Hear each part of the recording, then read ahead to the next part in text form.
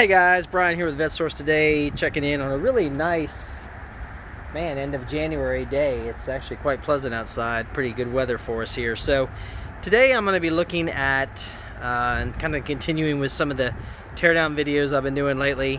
I'm going to go into the teardown procedure for C5 seats to get to the seat track, specifically this piece here that we've got underneath here. So C5s are unique in that they kind of went to a different style seat. You can see this is actually a sport seat.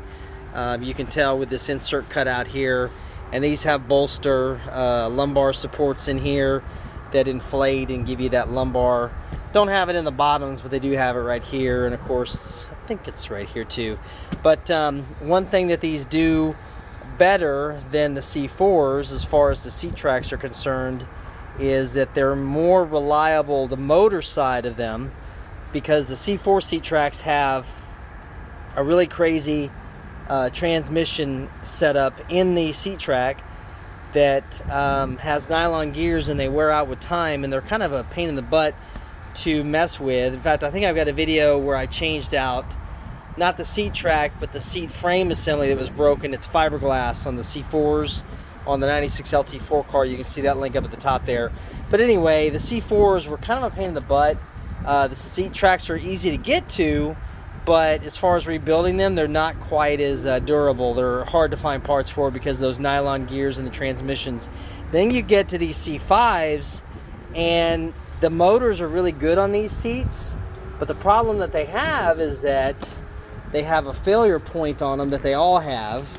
And a lot of people look at them and try to figure out how to get to this or why it's doing it. I'm going to show you real quick what actually fails on these as we dump this down. Of course, I misplaced my my support, my little mechanism to hold my camera, so I'm kind of one arm and one hand in this again today.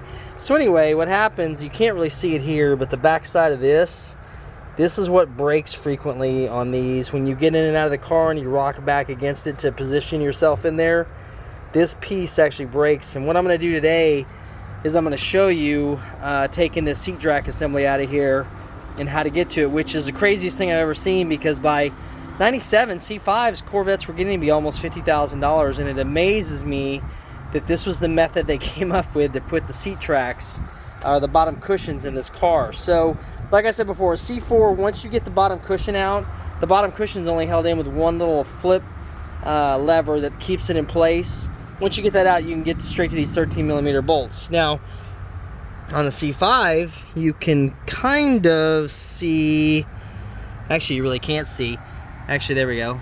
There's the thread of the bolt right there, but you can't get to it. It's physically impossible to get to this without pulling this cushion and everything out of here. Now, here's the tricky part. The cushion doesn't come off like on a C4 where it just pops right off of there. You actually have to dismantle this with the hog ring pliers. You have to, well, actually, you just got to cut them right here.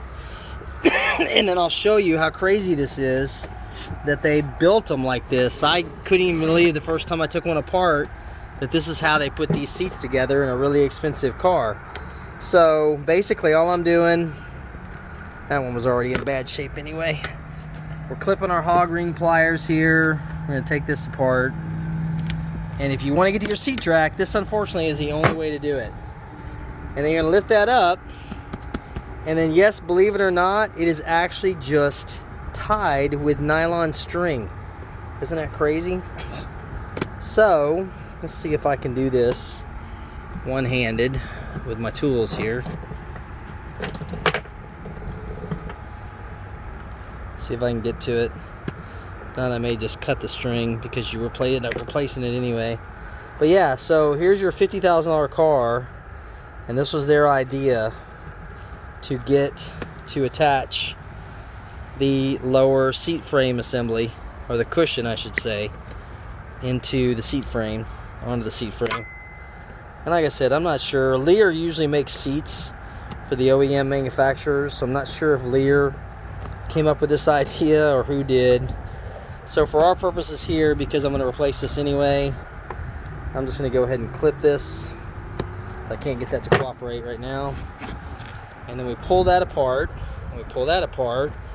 And then we've got over here in the corner hidden are a couple more hog rings that we want to cut. I don't know where the hog ring comes from or why that's called hog ring. It's just the way they call them in the business, in the upholstery business. And then let's see here. Bear with me while I'm holding my phone while I'm doing this. Okay. And you can see I got one of them out. We need to get this other one out of here.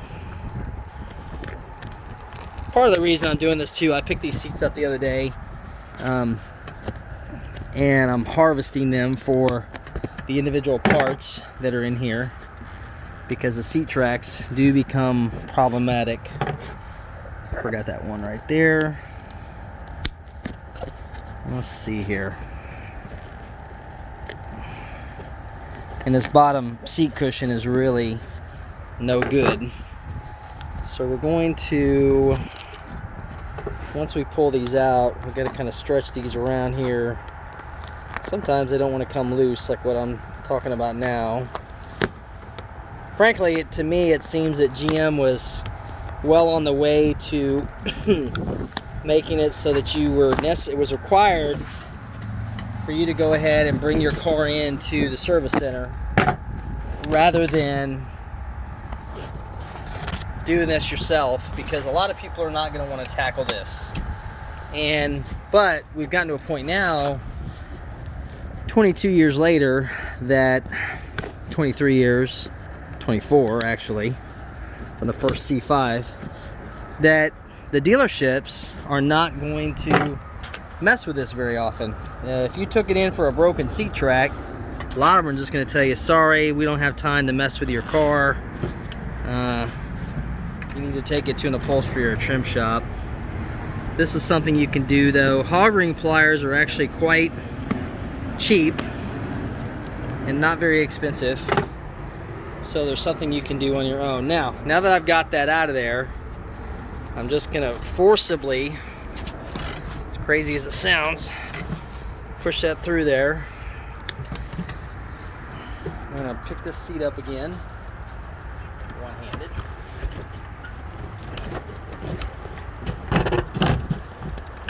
Yeah, I lost my tripod right before I walked out here, so it really messed me up today. And I'm just gonna reach back in here and pull straight out. As messy as that sounds.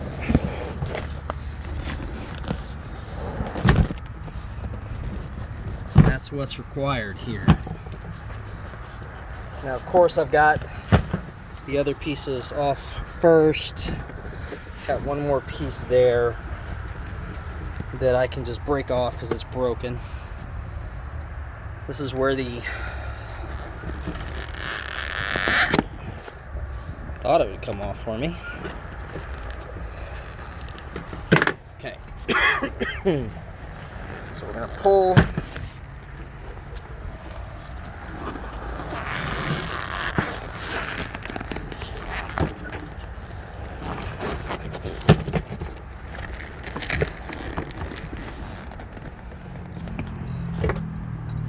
All right.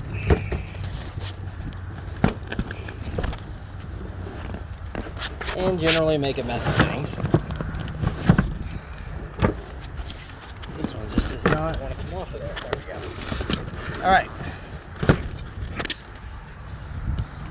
And I'm still attached at that back corner, but I've got enough room in here. So once you get that out of there, you can see there's our bolts for the seat track. Now this is also that memory module that I've talked about that is kind of a pain in the butt to get to. And that's that module that talks to the other ones back and forth with that new wiring system they started to put in the cars in the C5s. So we'll take that out of there. Let's go and get our extension. We'll get this one out here.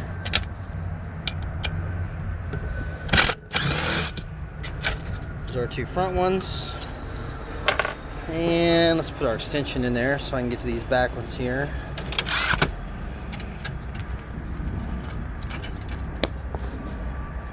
Let's see. Should have my stack up ready.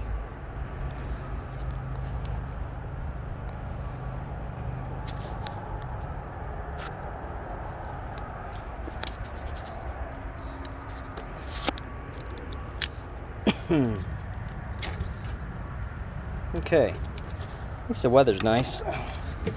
We'll get back here in this corner.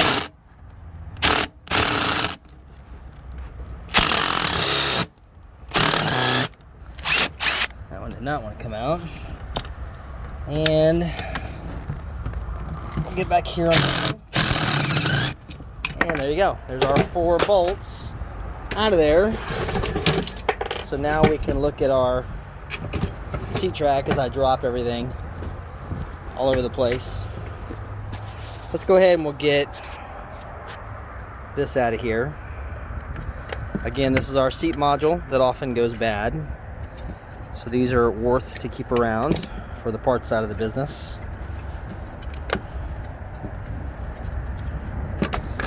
And you can see this one has a little bit of corrosion. Now this is an early seat frame. I think this is a 99 because it's got an aluminum bottom. On the later ones, they are steel, they're not aluminum. And let's go ahead and cut our connector there. There's our lumbar controls. And I think, let's see, I've got one more. There we go. All right, so there we go. Bottom's out. Seat cushion's out, it's torn. And here's our seat track. Okay, so looking at it from this perspective, there's your seat module right there. There's your main control box for the seat track itself. This one actually is goobered up already. See how it was missing? This is the drive mechanism for that seat. It's missing it on both sides.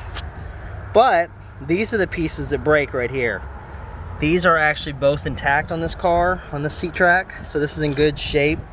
So what I'll probably do is scavenge one that's broken so that way I can reuse and resell the seat track. So that's basically it, guys. You can see from here too, this is where your bolts would go in. These are 13 mils.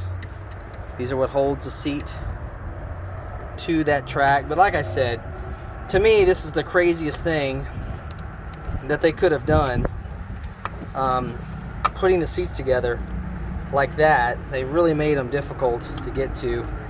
And I'm more convinced they did this as a way just to keep people from messing with them, because a lot of people don't really want to take them or do this themselves. But now that you've seen how it's done, if you're feeling adventurous, you can go ahead, take this apart. So that's going to wrap up today's video. I'm probably going to have something out for you guys midweek just because I've got more teardowns to do and I've got more work that I've got to take care of. But I'll be back later so we can look. If you got any questions or comments, make sure you can leave them below, or you can always call me. You know my number, 832-654-7367. A lot of these parts too are also available for sale. So just let me know what's going on, guys, and we'll catch up with you next week. Thanks. Talk to you then.